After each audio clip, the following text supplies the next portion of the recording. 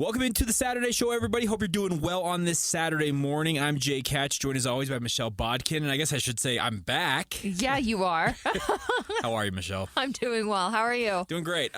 So it was fun to take some time off. It obviously good to spend time with the kids and everything, but a lot of things always happen in like the 2 weeks. Of course. That's just that's the kind of the nature of our business here, because we deal literally with a news cycle that's 24/7, and very rarely do stories stay in the headlines really that long. Mm-hmm. They kind of regurgitate themselves in different formats, but they don't have the same exact story every time. Correct. So we're going to have a lot to discuss on that front. We're going to talk about NHL in Utah. We'll get some thoughts on the 20 names that Smith Entertainment Group has issued for people to vote on. We'll also catch up with a good friend. Now, I'd call him a good friend of the show at this point. This will be his, third appearance? Time? Yeah, third time. BJ Daniels, now working at USF, his alma mater. Mm-hmm. Obviously, he's written a book. Yes, he has. So now he's an author. I just add it to the list of incredible things he can do. He has a Super Bowl ring. He's like, I'm an author. Hey, you do what you got to do. Did you, by the way, not to get off on a tangent, did you see the Devin Funchess story this week? No. So he played for the Carolina Panthers. Right. Almost made it to the Super Bowl with them during his run with Cam Newton, etc. Apparently, he had promised his grandfather growing up, there were 3 goals he had. Win a Super Bowl. Uh-huh. Play professional basketball. Okay. So he just signed a professional basketball contract in Colombia, of all places. Wow. Playing professional basketball down there. So he came close to the Super Bowl. He's got the professional basketball contract that checks off the box there. Number 3 on that list, become a farmer. A little random. And I was about to say, actually, what a random name to bring up. Yeah. I haven't heard Devin Funchess' name in Totally because forever. It was literally, I was reading the story earlier this week. That's incredible. Yeah. So, people do weird things. And I wonder how long ago he made that promise to his grandpa.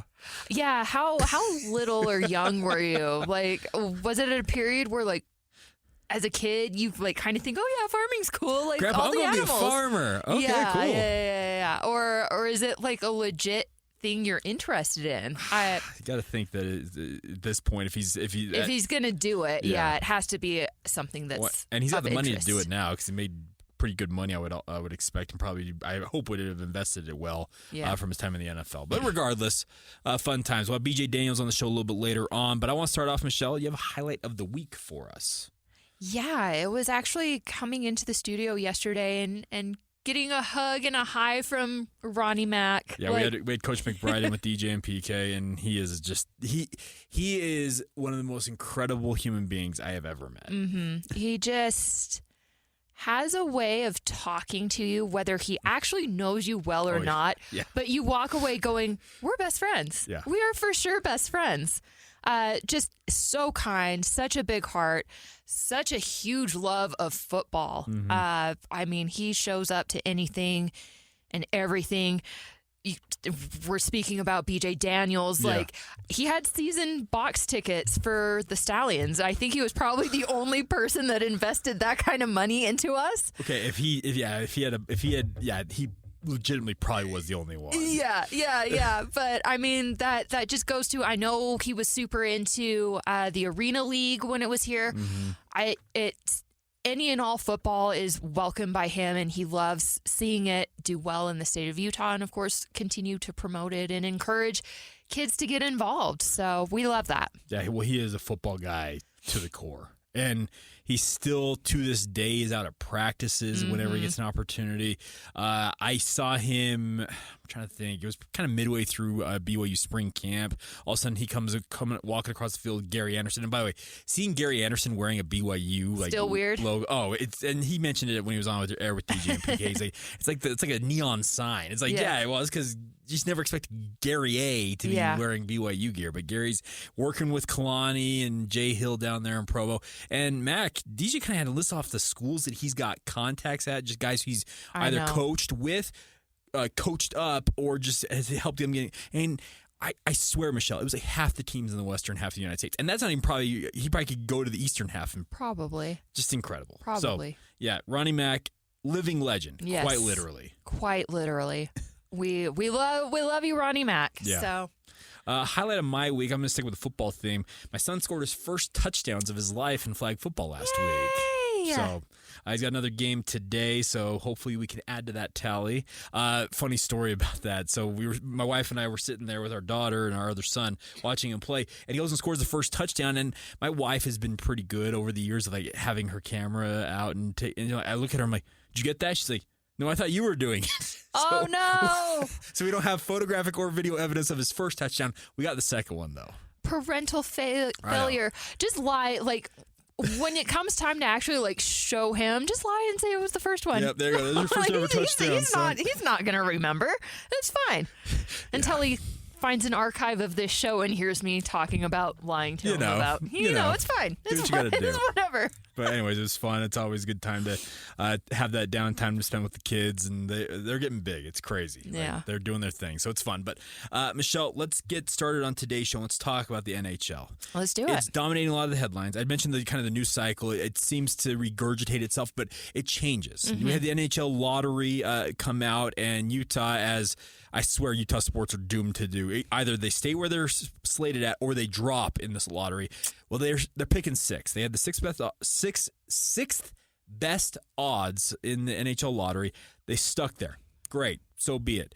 But Smith Entertainment Group put out they said that we're going to do a bracket format to name the team. Now, let's be very clear on one thing. They have made it stringently clear that year one here with the franchise, it's just going to say Utah on their sweaters. That's it. There's not going to be a nickname. There is all going to be generic year one. Mm-hmm. So if you're expecting that this fan vote's going to go down and then they're going to be like, oh, we're the Utah whatever we are, that'll come in 25-26 versus 24-25. So just be aware of that. But, Michelle, we do have a list of 20 names that the Smith Entertainment Group put out on a survey. You're allowed to vote for 4. Did you vote on this first off? I have not voted. Michelle. I'm horrible. I know. I'm the worst. You were like the only Utah that hasn't, probably. Probably, most likely. So let me name the ones that I voted for, and then I'll get your thoughts on this. My favorite is the Utah Mammoth. Okay. I'm a big fan of that. There's some people saying, are there mammoth bones? There are mammoths. Like the fossils have been found in Utah, so it fits. But the other thing is the mammoth. Think of the branding you can do with the mammoth. Yeah. I'm all about that. Next one, Utah Black Diamonds. Mm-hmm. Obviously, it plays off the ski thing. There's some people saying, well, it's a different sport completely. Great. We have the Golden Knights. This is a sport, by the way, speaking of hockey, that has ducks. Yeah. The Wild. Right. 2 different groups of people in Canada, the Canucks and the Canadiens. I mean, here, like all we're doing with this name is just paying homage to the fact that we're a winter sport place. Correct, yes. There's been the long-term favorite, I guess, Utah Yeti. But they put Yeti, not Yetis. Right. Which was interesting. The one that doesn't fit is the Utah Caribou. Now, we don't have caribou in Utah, folks. Yeah. Those antlered animals you see, they're called elk or deer. Or moose if we get larger. Yeah, we have moose, yes. Well, here's the thing. The Utah Moose would have been an incredible name in and of itself. It didn't make the list. So we also have, let's see, who else did I vote for? So I voted also Utah Outlaws. Okay. Now, I put Utah Outlaws on there, but I will still say this. The Outlaws thing for me and kind of the Red Rock and like kind of the outlaw connotation for me screams more baseball in my mind. I remember you bringing that up, yeah. But considering, we'll get to some of the other names here in a minute that I think are just absolutely a waste of space. I picked them. And then the final one I voted for is Utah Hockey Club, Utah HC. And Sarah, by the way, producing for us today. It's literally her final shift. I know. She's going to RSL. So Bye, Sarah. We love you. Yeah. But she was like, Jake, you've got too much soccer on the brain if you're going with Utah HC, the Utah Hockey Club. Yeah. Like, maybe I do, but that's the ones I voted for. So that's the group I voted for, Michelle, and kind of I favor. But here's other ones that they have included. The Utah Blast, the Utah Powder, the Utah Mountaineers, not a bad one. Mountaineers, not bad. Utah Swarm.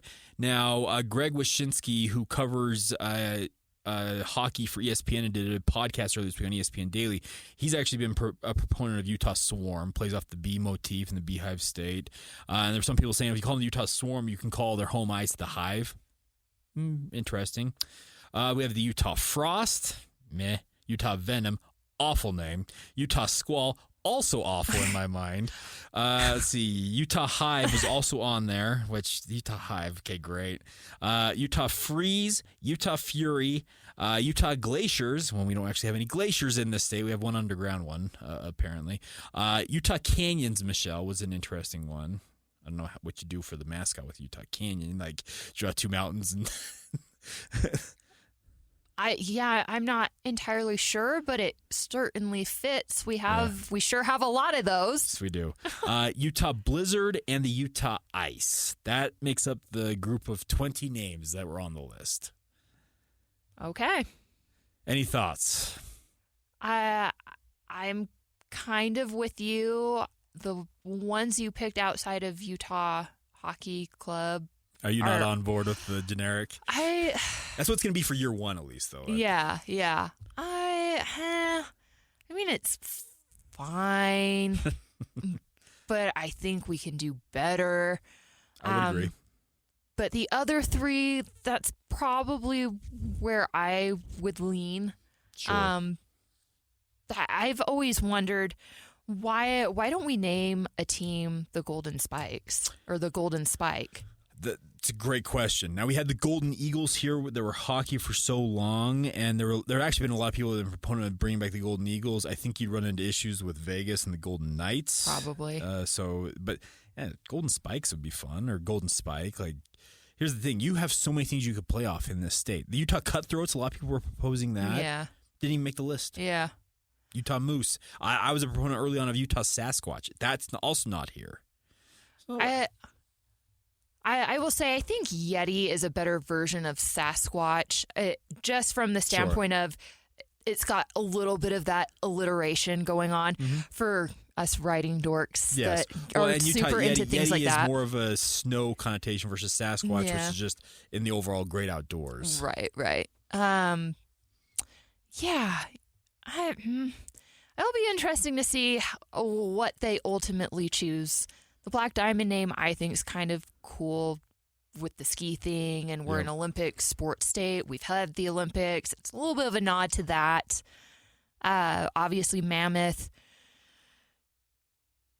brings in, I guess, our archaeological dinosaur era. But here's the thing, like, we have the Utah Raptor, which is like the state fossil. But I learned this not too long ago. I may have learned this at some point in my life, but I completely forgot it. Do you know we have a state dinosaur, but also a state fossil? There's two different things. I had no idea. State dinosaur is the Allosaurus. Okay. Really random.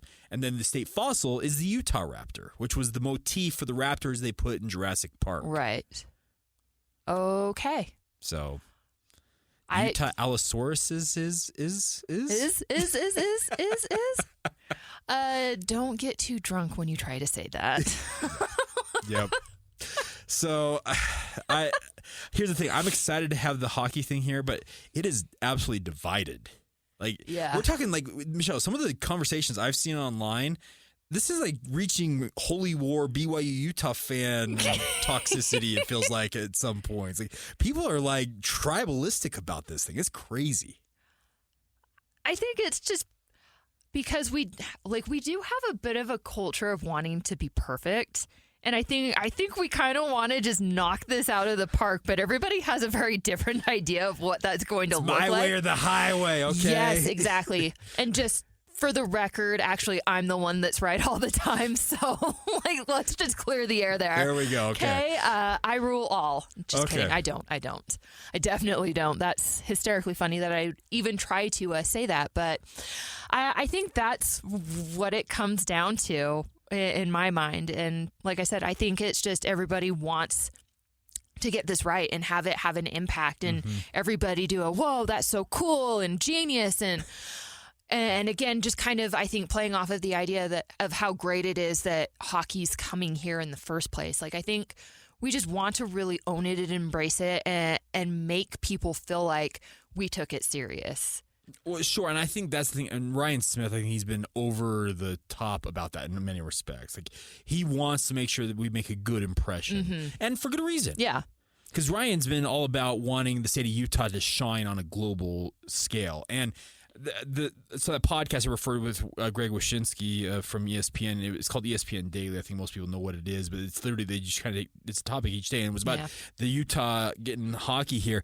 And the who was it that was hosting it? I don't remember who the host was, but he was talking about. He's like, well, why Salt Lake City? And Wyshynski's like, think about it. They're going to have the Winter Olympics here in the next decade.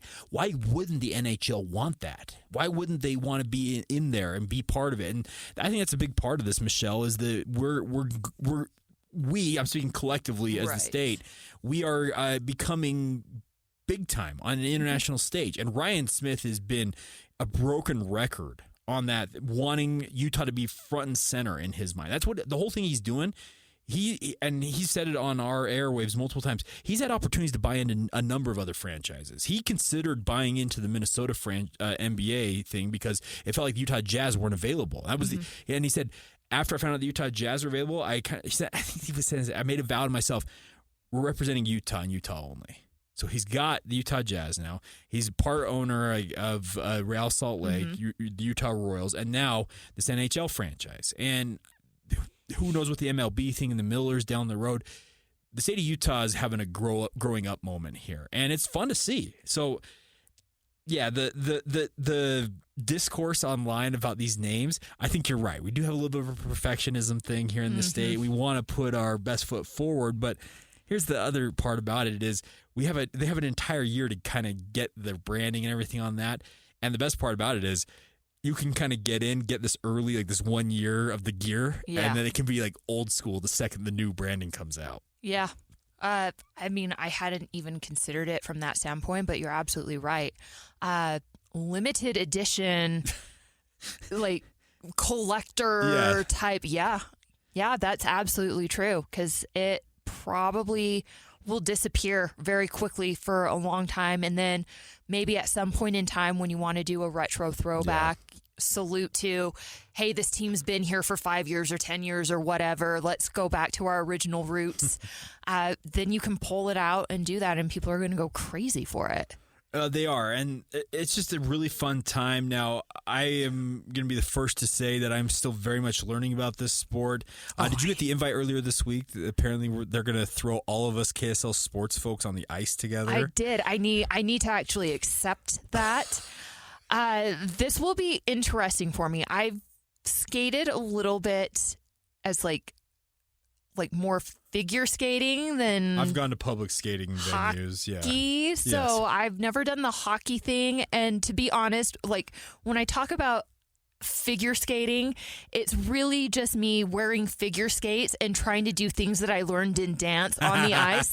Okay. I oftentimes call it, I forget that I'm Michelle Bodkin and not Michelle Kwan. And sometimes it's a little disastrous. Okay. So, I at the very least, it could make for some good social media content, I guess. Oh, and that's absolutely why we're doing it. It's going to be an absolute clown show. Oh, it's fine. I will fall over numerous times. And I just like making fun of myself. So. Well, I just found out this week, like Lloyd Cole played hockey in high school. What? So Lloyd's going to be like skating circles quite literally around me as I'm trying to like, don't fall. Lloyd's going to make us all look bad. Good to know. So get ready for that. That's coming up next month, everybody. And Jay Stevens, who's our hockey insider, he apparently is bringing the gear and everything. This is going to be a spectacle. This is going to look like when I don't know if you remember last summer, Utah football and Utah gymnastics like traded places. Yeah. That's what it's going to look like. You're right. Absolutely. But even worse, because most of us are not conditioned athletes at this point. Well, if we were like had been thinking maybe ahead of this, maybe they are. Should be selling tickets to this thing. Oh my gosh. But anyways, but it's a really, really fun time. NHL here, it's gonna be a big deal. Mm-hmm. And there's been some conversation just about, okay, how much coverage is this team gonna get? I'm gonna tell you, it's gonna get an outsized coverage, especially year one. Yeah. Because it's new, it's fresh, and it's kind of the new kid on the block. Novel. Yeah. Hope springs eternal. If it does really well, then the cycle continues. Great, if it struggles a little bit, it might dip a little, but it's... But it's going to take a lion's share of headlines. Totally. And here's the deal about it is, like, down in Arizona, they have all the major sports. They've got the NFL, they got MLB, they got NBA, they also had NHL. Guess what? Hockey suffered as a result of that. And I think that the Coyotes franchise, and it's now obviously being rebranded, I think that they understand that they're going to get a new lease on life in a way here with this change happening. And it'll be fun. Like you said, if they perform well, they make the playoffs next year.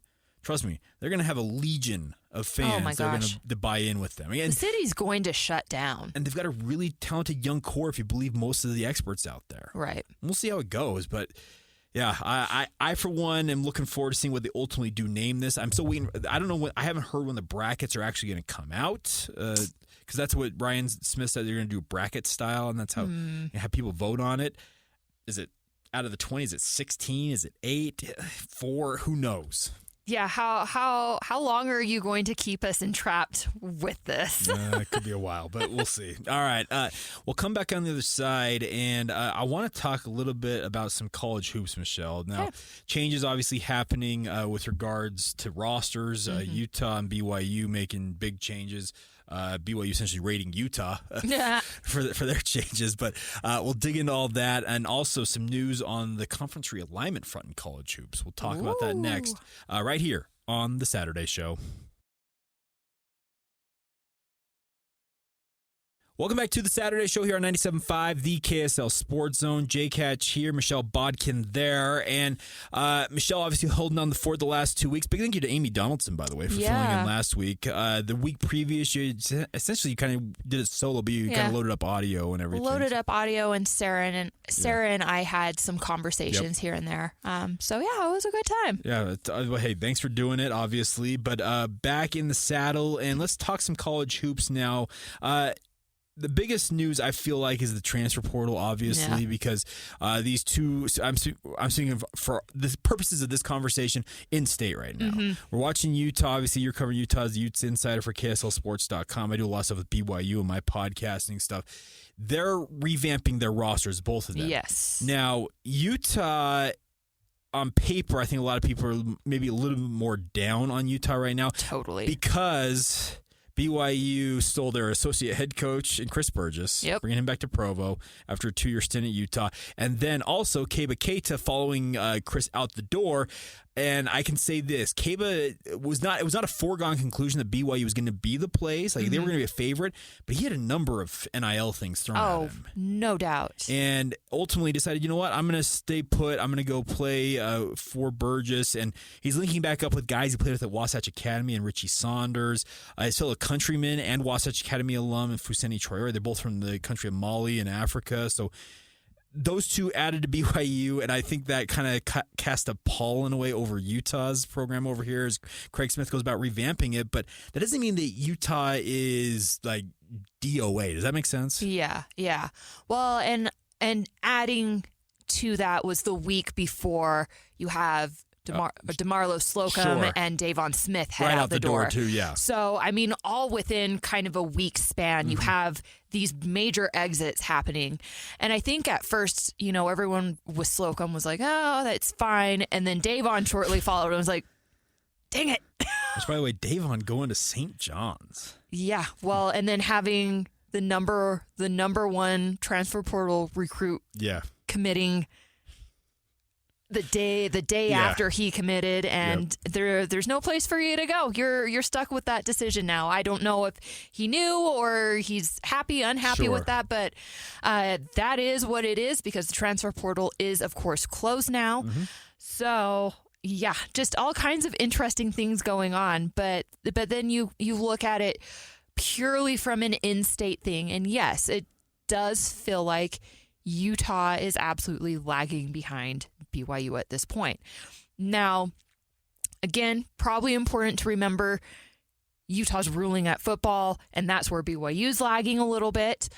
So, for all intents and purposes, things even out, here and there. But I know that's tough for a lot of Utah fans because their fandom for Utah really kind of stemmed from and started with basketball because football was not traditionally, it did okay in a lot of instances, the 70s and the 80s were a little rough for them, to say the least. Yeah. But historically, basketball has always been what the school has hung its hat on, and now it's drastically changed, and I think that's hard for the old guard fans to kind of adapt. It's not that they're not thrilled, but like they like what they like, and so that's a tough one for them.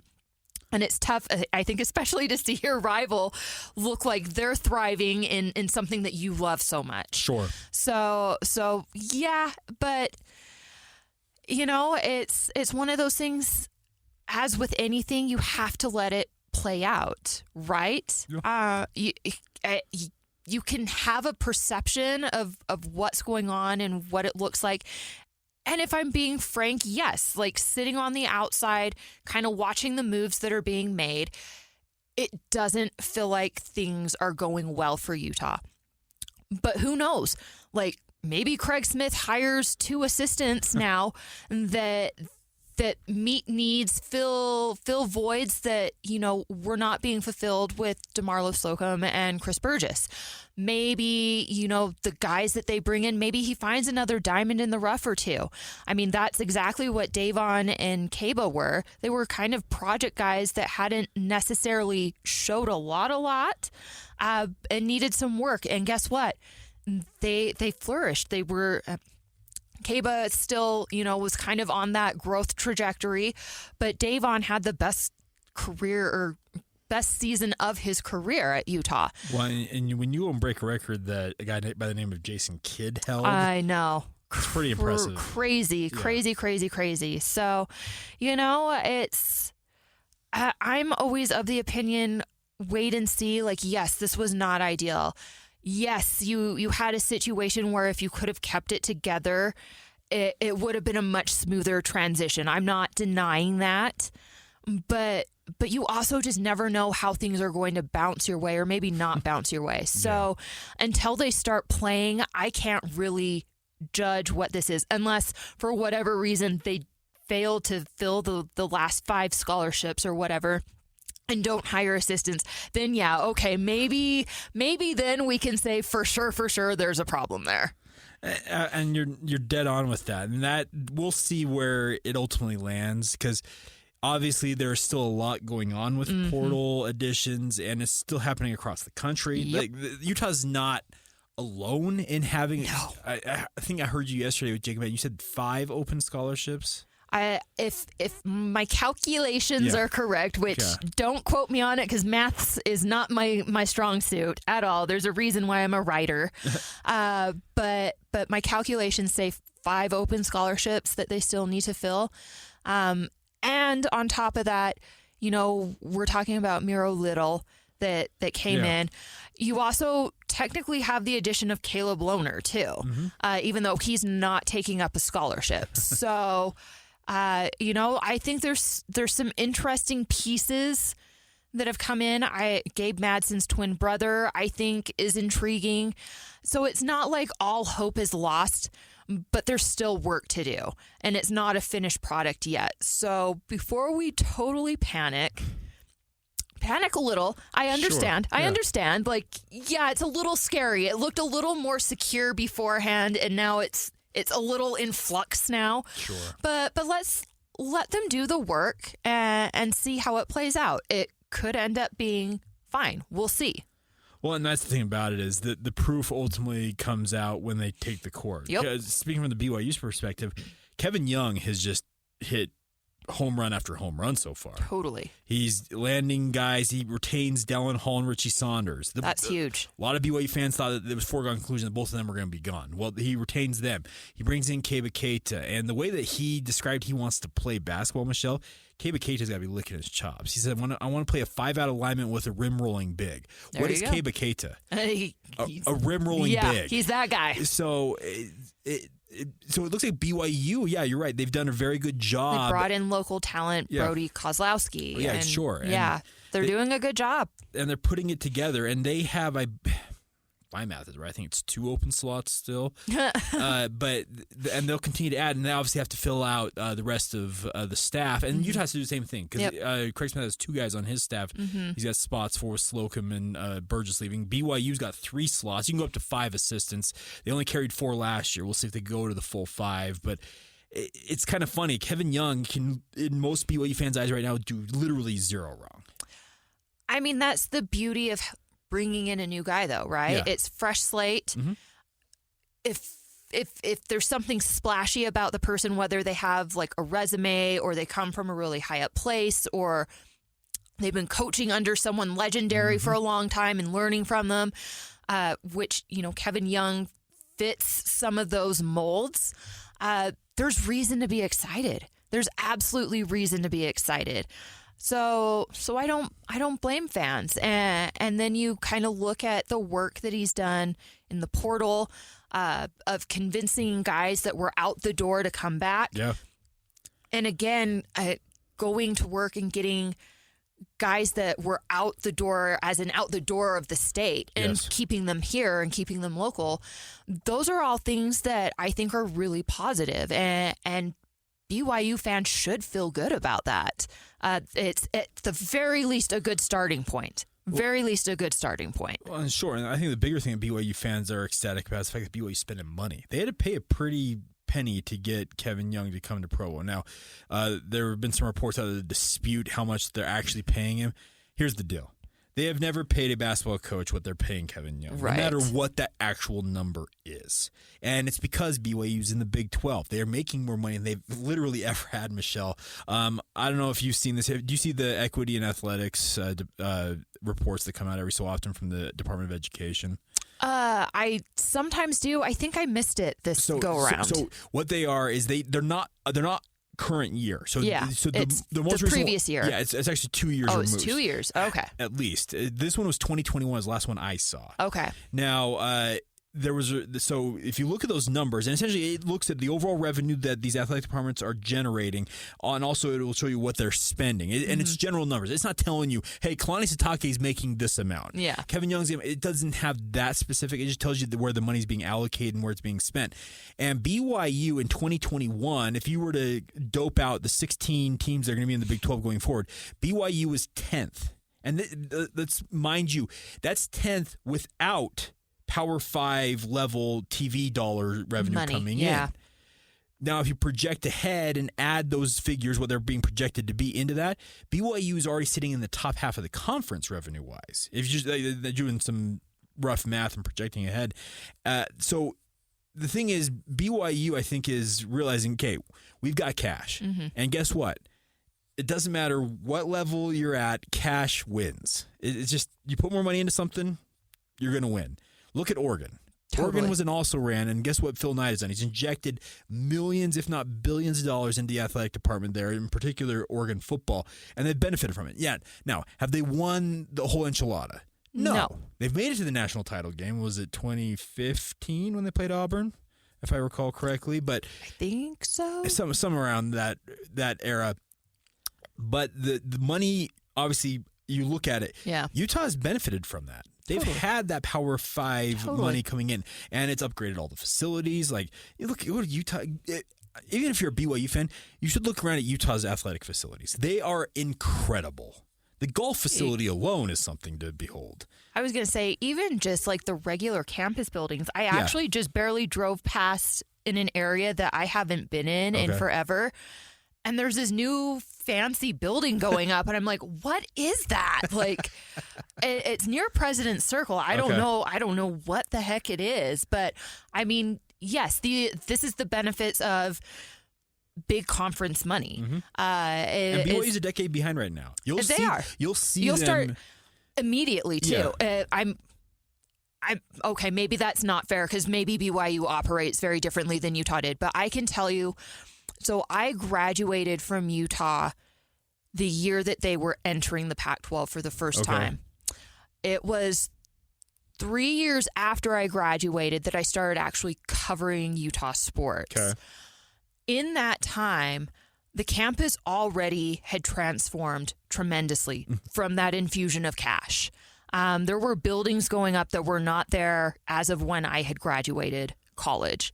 So I expect BYU fans, alumni, students will likely see very similar things start to take place. But yeah, when the money's good, man, you got to spend it. Yeah, money talks, and that's the whole thing about it. And that I bring all that up to say that BYU is injecting money into the sports as they should, because if you want to win, and BYU, trust me, I know enough people down there, they want to win, and they want to win at a high level. And they're spend money to make money. Guess what? You got to inject that money in there. And there are BYU fans out there saying, well, they're injecting into BYU basketball. What about BYU football? Folks, relax. Football's going to be just fine. Like, they're going to put money in that program. They already are. But the bigger point is that Kevin Young, you're right. He's kind of the new shiny toy. He's come in. He's knocked it out of the park on multiple fronts. But in the end, similar to the situation kind of Utah being down, going back to our original conversation, is that ultimately when these two teams take the court now, let's see, we're in November, so 6 months from now, that's when it really matters. Because overall, you care about if your team wins or loses. And this Utah team last year probably would have made the NCAA tournament had been able to win a bloody Pac-12 game on the road at all. Yeah. So there's a lot to be proven. And Kevin Young, okay, great. He could win the quote-unquote press conference right now, but fall flat on his face when they take the court in November. And that, trust me, the calls of that were like, he's the best thing that's ever happened to BYU basketball would go away real quick if that were to happen. But that's kind of the nature of this. So we'll see where it ultimately all pans out. I'm interested to see how these two programs kind of morph themselves, because we're kind of like the third, like if you're on the runway analogy here, they're about a third of the way down the runway. They aren't even that far down. The other thing I'll also add is, for Utah, they have 5 open scholarships, and Craig Smith has been a guy who's been very open to bringing in international prospects, and there's a lot of strong rumors that Kevin Young is looking to do the same for BYU.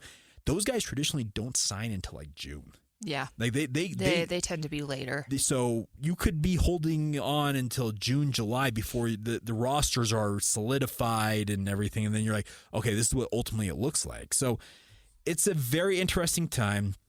I think the two programs, them being in the same conference now again, I'm excited to see that home and home series annually again in hoops. I think it's going to be feisty. It is. I think it's going to be feisty. It's going to be feisty in football and everything, but it'll be interesting to see how they all go. But I'm very interested in this. By the way, I meant to mention some realignment news. Yesterday, word coming out that the WCC, who BYU recently left to jump into the Big 12, they are, I guess it's called backfilling if you want to, but they're adding 2 new members to the West Coast Conference, Grand Canyon and Seattle. Now, they fit exactly what the West Coast Conference is they are private religious institutions, private universities, I should say. Right. And Grand Canyon is that, even though they were a for-profit, now they're going to non-profit. They got oodles of money. And Seattle, I think it was Matt Norlander who I saw the initial report from. He mentioned that Seattle's got to inject money into their program. Like, they're not even competitive at the level they were at in the WAC, really. So, but realignment's still happening. Yeah. So hold on to your butt cheeks. Yeah. It's still happening. It's a crazy, crazy time. All right. We will come back on the other side around hour 1 of the program. We'll talk about the more dumb things in sports. We'll get to technical fouls. That's coming up next right here on 97.5, the KSL Sports Zone.